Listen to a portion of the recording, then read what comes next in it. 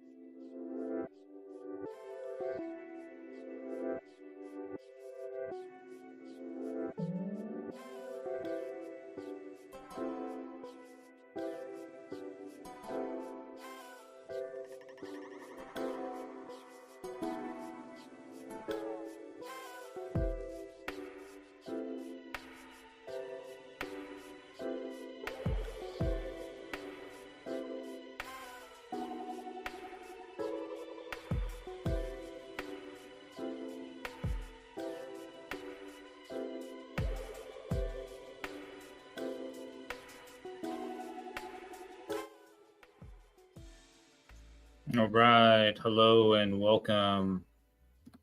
Hope you guys like the image in the background. This is one of brand ideas that I'm working on. This image was generated by Google Gemini. It's a lotus and then the brain coming out of the lotus. I like it a lot. Okay. So I used AI to write a poem and then a series of short stories from my own personal experience. So what I'm doing is I'm feeding it information such as a story from when I was a kid, and then asking it to write a poem about it, and then write a story. And it's very, it's nice because it allows me to share, and then my idea is being able to help others. So social anxiety is something that probably mostly everybody has dealt with. If the ones that would say, "Oh no, not me," they just might not be aware. But I started thinking about this and other quote unquote, traumas, and really, I've been able to work through a lot of stuff through the practice of understanding the roots in my childhood and being aware. Now, do I walk through every day 100% social anxiety free? Absolutely not. But does it affect my day to day less than it did in the past? Absolutely. Absolutely. And so it starts with the awareness. And it doesn't matter what the title is. We call it social anxiety, but it can be called bula jula bura dida, because it doesn't matter. But it's what it is for me is that feeling that I get when I walk into a room, when I go into a crowded space, whether it's familiar or not, whether I'm comfortable or not, right? So I do quote unquote because what does that actually mean? And that's a whole different session in its own. But we're live here on my YouTube channel and got about 30 subscribers here on this new channel. And that's amazing. Just in the last week, the channel's doubled. So if you're watching this live, shout out to you. Thank you. This YouTube I have other channels. I have one channel with almost 600 subscribers, but this one's more personal to me because I've been able to share some really raw stuff. And some of you guys some of you guys are liking it. So that's great. My goal is to be able to help people with this channel through my own experience by just sharing and being able to shed light and give insight. So I'm sitting here today as somebody, and you'll see on the subject of the channel, if you go to the About Me section, let me see. I don't drink anymore. I'm going on 920 days or so without a sip of alcohol. And for me, that's a lot. I'm an alcoholic who doesn't drink anymore. And so this channel is specifically me sharing my experiences through that. And then more so now and how I get through and how I live my day to day. And then various other health and wellness type of stuff that I share with you guys on this channel.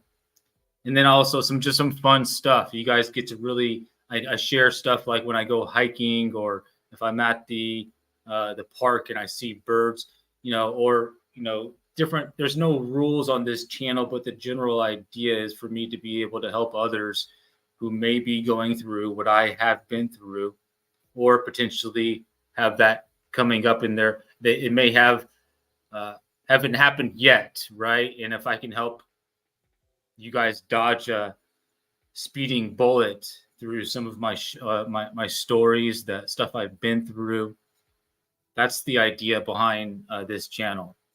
So I thank you.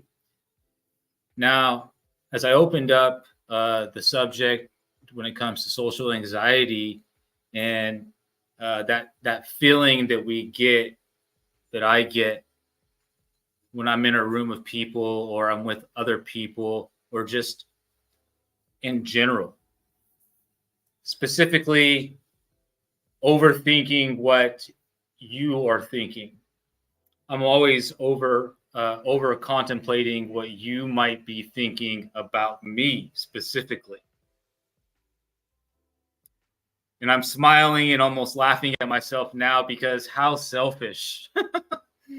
How selfish, right? For me to literally almost be having anxiety attacks, overwhelmed with my thoughts, thinking about what you are thinking about me. When in most cases, you're not even thinking about me, right? You might see me, but now maybe, but for the most part, if I'm walking into a room like at the DMV, people I don't know, for the most part, they're not sitting there contemplating all these crazy thoughts about me specifically when I just walk in the room. But my mind, as somebody who suffers from this type of social anxiety, still, that's what I go to. And there's been periods in my life where I just wouldn't even walk in that room, right? I would pre-meditate myself out of that room because I would be overthink what might happen.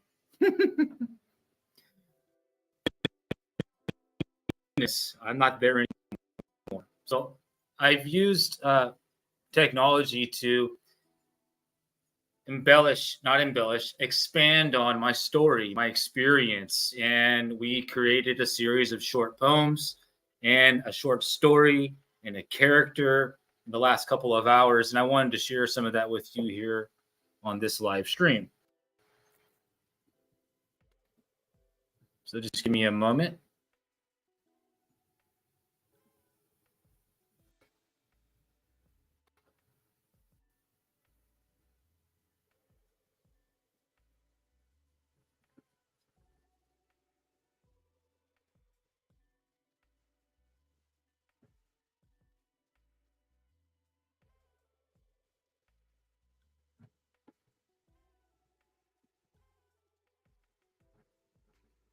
So at first I was thinking I wanted to use AI to create some images, but then I remembered I was having issues with AI creating images of people.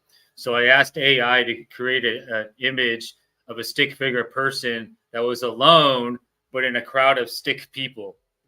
And then I asked it to write a poem about that image. So let me read the poem to you. In a swarm of lines and simple grace, a lonely stick form takes its place. Others hum in buzzing plight, their stick limbs moving left and right. He stands alone, his mind ablaze. Their eyes fall, all fixed in judgment's gaze. He feels their thoughts, piercing stare. Whispers swirling in the air. Are they mocking his simple frame? His lack of features, lack of name? They must see him so plain and small. A stick-thin outcast amongst them all. He yearns to blend, to fit the scene, but normal seems so far between.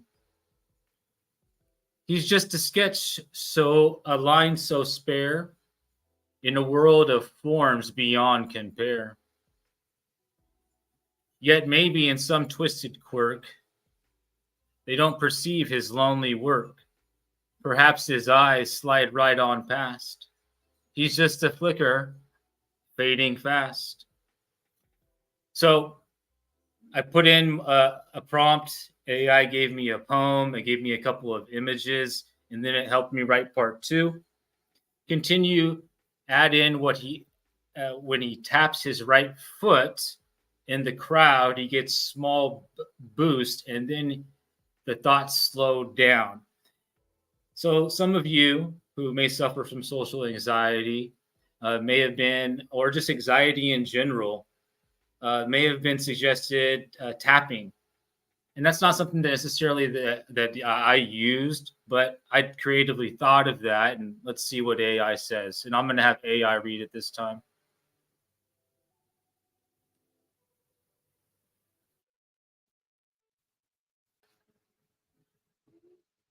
Actually, it's more fun when I read it. Let me close the door. We got lawnmower man. Once again, we're streaming live here on the Free from the Bottoms of Self YouTube channel, and I thank you if you guys are watching this live or if you're watching a replay. I'm reading some poetry that I put together this morning from my personal experiences with social anxiety. Right now, we're reading part 2, so let's go ahead. In a swarm of lines, in a swarm of lines and simple grace. Wait, did we already read that? I think we did.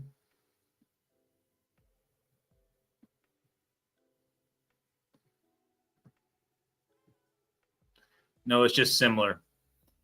In a swarm of lines and simple grace, a lonely stick form takes its place. Others hum in buzzing plight, their stick limbs moving left and right. He stands alone, his mind ablaze, their eyes all fixed in judgment's gaze. He feels their thoughts a piercing stare, whispers swirling in the air. Are they mocking his simple frame, his lack of features, lack of name? Are they mocking his simple frame, his lack of features, lack of name? They must see him so plain and small, a stick-thin outcast amongst them all. He yearns to blend, to fit the scene, but normal seems so far between. He's just a sketch, a line so spare, in a world of forms beyond compare. Yet maybe in some twisted quirk, they don't perceive his lonely work. Perhaps his eyes slide right on past. He's just a flicker, fading fast. And then a tap. His right foot falls. A rhythm breaks these walls. A tiny pulse, subtle sound. The swirling thoughts begin to drown. With every tap, a lightness grows. With every tap, a lightness grows. A flicker in his lonely pose. The whispers fade and stars subside. A newfound rhythm in his glide. The crowd remains but seems less keen. His stick-thin form no longer seen. His quiet tap a secret sign, a shield, a spell, a peace so fine. Okay, so then I had to create some images. Let me show you a couple of these images here.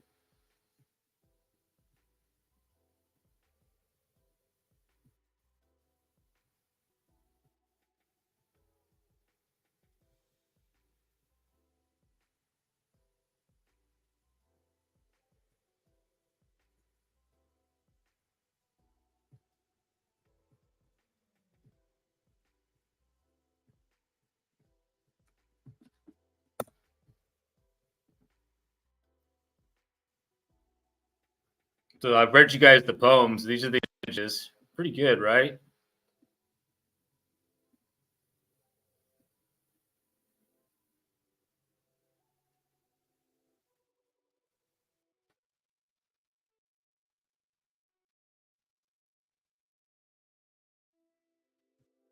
So then I had to convert to continue on with part 3, but write an actual story.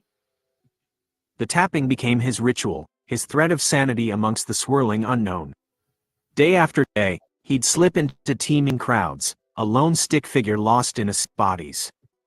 Yet, with each rhythmic tap of that right foot, the noise would soften, the world would blur. There were still moments of weakness, of course. A glance caught a little too long, a fleeting cluster of whispers that sounded too much like his name. It would start small, a quickening pulse, a prickle on his stick skin. Then the floodgates would open, their eyes boring into him. His stick skin. Their thoughts an accusatory chorus. But he always remembered the tap. One tap, then another, and another. The rhythm soothed him, grounded him. Their stares began to feel distant, their gossip muffled. He could almost pretend they weren't there at all. And then, one day, something shifted. Within the blur of bodies, one form held steady.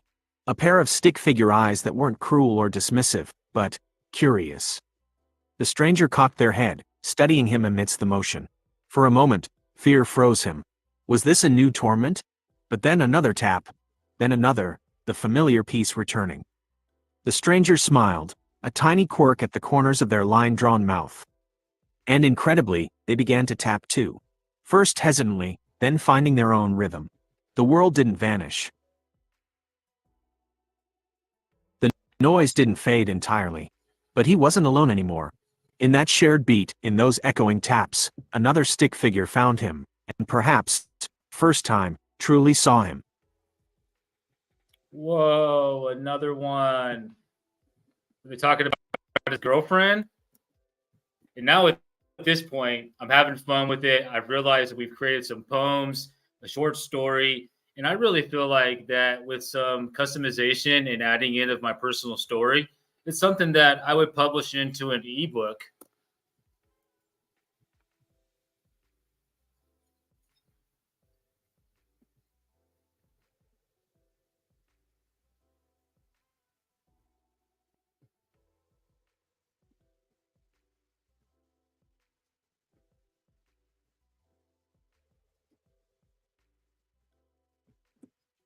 Yes, it could be the start of a connection.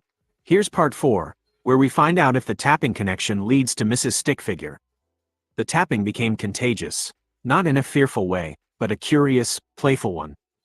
One by one, other stick figures paused in their routines, intrigued by the steady rhythm emerging from the crowd. Some simply watched, heads bobbing along. Others couldn't resist the urge, their own feet joining the simple dance. The lonely stick figure who started it all felt a mixture of awe and terror. His haven, his secret coping tool, was suddenly shattered. But as more figures joined, the anxiety didn't intensify. Instead, a strange energy crackled in the air, a sense of unity instead of the usual judgment. The tapping grew more complex, more coordinated. It was never rehearsed, never forced, but a shared instinct taking shape. Swirls and lines, simple formations emerged from the crowd, their bodies swaying in time. It was as if the stick world, usually so chaotic, found a moment of unexpected harmony. And at the heart of it, still tapping with a newfound confidence, was the lonely stick figure. And beside him, tapping just a touch out of sync with a slightly crooked smile, was the stranger, undoubtedly a Mrs. Stick figure now. The crowd pulsed with their shared rhythm. Gone was the sense of isolation, of being watched. The stick figures weren't just a mass anymore, they were a community, connected by a simple tap. No one knew how long it would last, but for this precious moment, everyone belonged. Everyone mattered, even the ones who seemed just a little bit different.